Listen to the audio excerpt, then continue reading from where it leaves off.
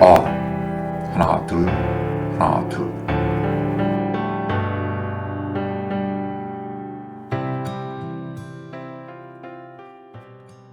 네, 안녕하세요. 생각이 많으실 땐 공상하자. 공상 시간.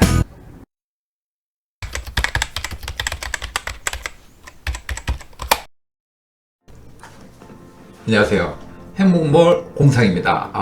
오늘은 유쾌한 시간이고요. 역시 텐션 유지를 위해 바로 시작하도록 하겠습니다. 그럼 이번엔 이 세로토닌이 어떤 역할을 하느냐?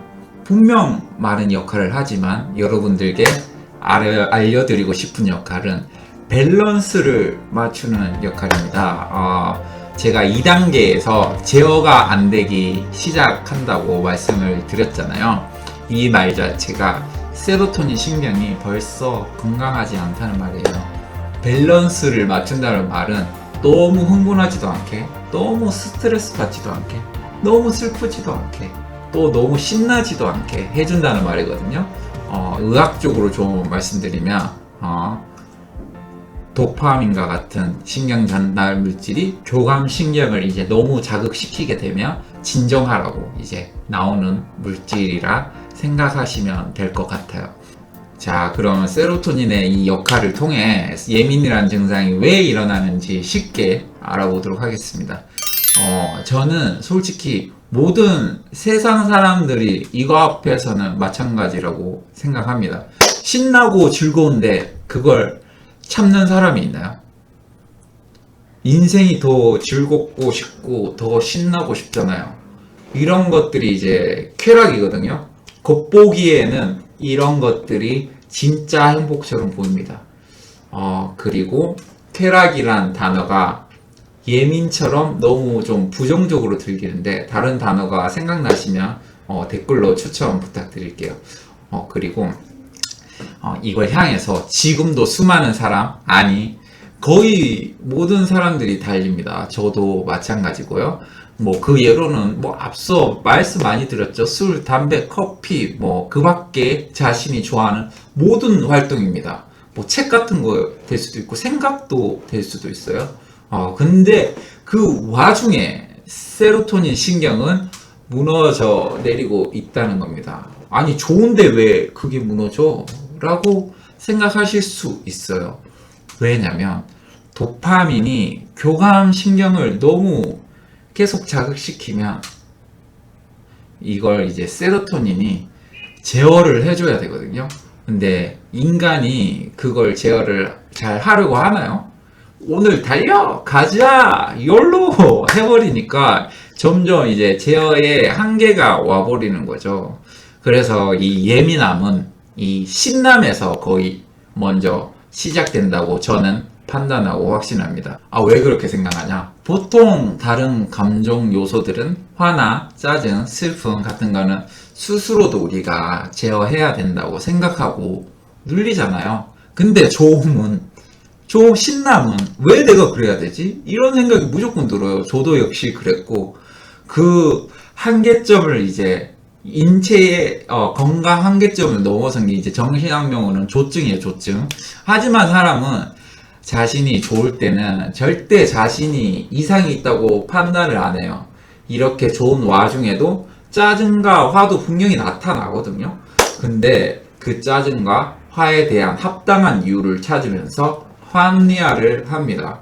그러다가 이제 신체적으로 딱 드러나면서 내 몸에 이상이 있다? 이렇게 아주 조금은 스스로 인지하는 순간이 이제 보통 불면증이에요. 잠은 참 불가사의한 영역인데 이 수면으로 갈 때 가장 중요한 담당을 하는 게 또 세로토닌이거든요. 우리가 잘 때 이 세로토닌이 멜라토닌으로 바뀌면서 우리가 수면으로 빠지게 돼요. 근데 아까도 말씀드렸듯이 이 세로토닌 신경이 건강하지 않아서 제대로 작동하지 않는 거야. 그러면 어떻게 된다? 당연히 잠이 오겠어요. 멜라토닌으로 바뀔 세로토닌이 제대로 작동을 하지를 않는데 잠이 오겠냐고요.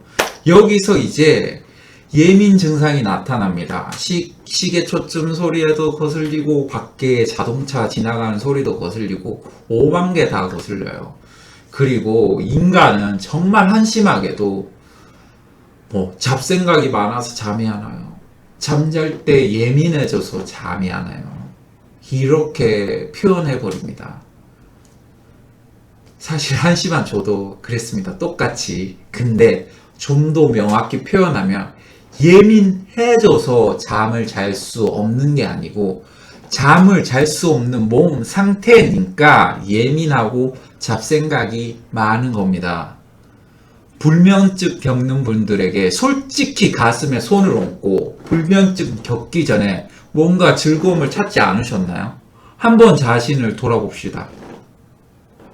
물론 아닌 사람들도 있을 수 있는데 이런 분들은 전편에서 말씀드린 것처럼 행복할 가능성을 지니신 분들이다. 그러니까 조금씩 음식 맛을 알아갑시다 같이. 아무튼 거의 모든 사람들은 이런 쾌락 루트를 통해서 조금씩 점점 예민해집니다. 이거 중요해요.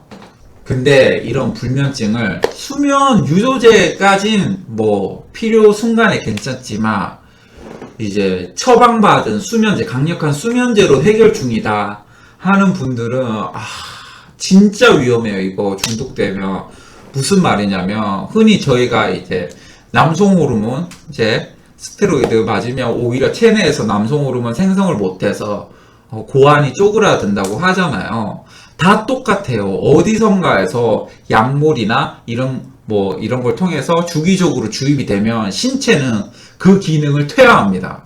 수면제도 마찬가지예요. 멜라토닌을 강제 주입해버리면 신체는 그 기능을 퇴화시켜버려요. 이거 역시 진화의 한 측면이에요. 우리가 꼬리가 왜 없어졌어요? 필요가 없으니까. 사용을 안 하니까. 근데 우리나라 사람들은 너무 약이라는 것을 쉽게 찾아요. 의료보험이 정말 잘 돼 있어서 그렇거든요. 근데 이거 진짜 조심해야 돼요. 그렇다고 약 같은 거 먹지 말라. 그게 아니라 몸이 정말 제 기능을 못할 때 한계에 부딪혔을 때 쓰는 게 약이지 무조건 쓰는 게 약은 아니에요. 그 역기능으로 저희 나라 노인분들에게는 이제 약 쇼핑이라는 단어까지 생겨버렸어요. 의사분들 중에서도 이제 이윤적인 측면 때문에 너무 쉽게 처방을 많이 해주는 사람들도 증가하는 추세예요. 잠시 딴 데로 샜는데 이런 걸 이야기하려고 만드는 영상은 아니니까 할 말은 많지만 요 정도로 하고, 아무튼 불면증이란 걸 통해서 예민이 왜 일어나는지 설명을 드렸는데 이게 대한민국 모든 사람들이 점점 예민해져 가고 있어요. 너무 싫어요. 너무 슬퍼요. 그 이유들 중 대표적인 게 한국에는 밤낮이 없어요. 밤에도 뭔가 하고 싶으면 할 수 있는 게 한국이에요. IT 강국이라는 면도 한 몫을 했다고 저는 생각을 하거든요. 진짜 한국은 너무 자극적이거든요. 즉, 도파민을 높여주는 요소들이 주위에 너무 흔하다는 거예요. 이렇게 사람들이 자신도 모르게 신남을 아무 생각 없이 즐기고 예민해져 가니까 행복지수가 낮을 수밖에 없어요. 행복지수가 높은 북유럽 쪽은 절대 자극적이지 않아요. 여기서도 지금 행복지수가 낮은 건 그건 나라 탓이지, 정부 탓이지, 이런 사회 탓이지 라고 하시는 분들 있습니다.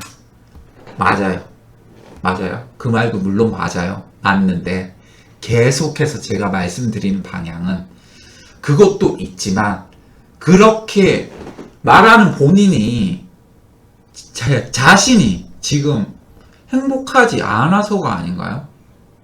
이렇게 조심스럽게 물어보고 싶어요.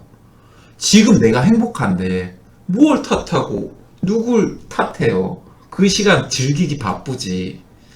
그래서 이 영상을 통해 진짜 행복을 찾아가는 방법들을 열심히 여러분들께 예민과 건강을 통해서 설명드리고 있는 겁니다. 다시 이어가서 예민해져 가면 불면증을 넘어 편두통, 변비, 감박증 등등 앞서 설명드린 증상들이 신체에서 하나씩 다 나타나기 시작합니다. 근데 사람들은 이런 걸 보통 외면해요. 왜냐면 시간이 조금 지나면 증상이 사라지는 경우가 많으니까. 또 한 가지 더 짚고 넘어가면 예민한 상태에서는 몸도 잘 다칩니다. 넘어져도 건강한 사람들은 아이고 쪽팔려 하고 일어나요. 털고 툭툭 털고. 반면 예민한 상태의 사람은 무릎이 나간다든지 골절로 이어져요. 심하게 안 넘어졌는데도 불구하고. 세상 만병의 근원은 스트레스라고 하잖아요. 근데 또 스트레스는 또 적당하면 좋다고 하잖아요. 이 말들이 다 통하는데 사실 우리는 살아가는 것 자체가 스트레스 속에 살고 있어요. 근데 이 스트레스를 얼마나 잘 해소시키느냐, 이게 관건이라고 저는 생각을 해요. 이 관건을 통해 나는 스트레스가 많다, 적다 이렇게 나뉜다는 거죠. 오늘은 세로토닌이 어떤 역할을 하는지, 일반적으로 예민한 증상들이 왜 일어나는지에 대해 알아봤고요. 여기서 일반적으로 예민이 일어나는 이유를 쉽게 정리해서 보면 자극적인 한국에서 무언가를 통해 즐거운 거예요. 그 다음 교감신경 활성화 및 도파민 수치 증가가 되죠. 그렇게 되면 이제 세로토닌이 분비가 시작이 됩니다. 거기서 이제 제어하지 않고 다시 쾌락. 그러다 보면 이제 세로토닌 신경이 건강이 악화가 됩니다. 그래서 이제 그러다 보면 예민이 자연스럽게 찾아오고, 예민해지면 스트레스가 많아지게 되고, 스트레스가 많아지게 되면 당연히 건강 악화가 되고, 이런 것들은 각종 질병들로 이어지게 되는 겁니다. 이것만 진짜 자신이 와닿게 이해만 하셔도 여러분들 반 이상 성공하신 겁니다. 아시겠죠? 이번 영상은 또 여기까지 하고 다음 영상은 마지막 해결법 소개 시간입니다.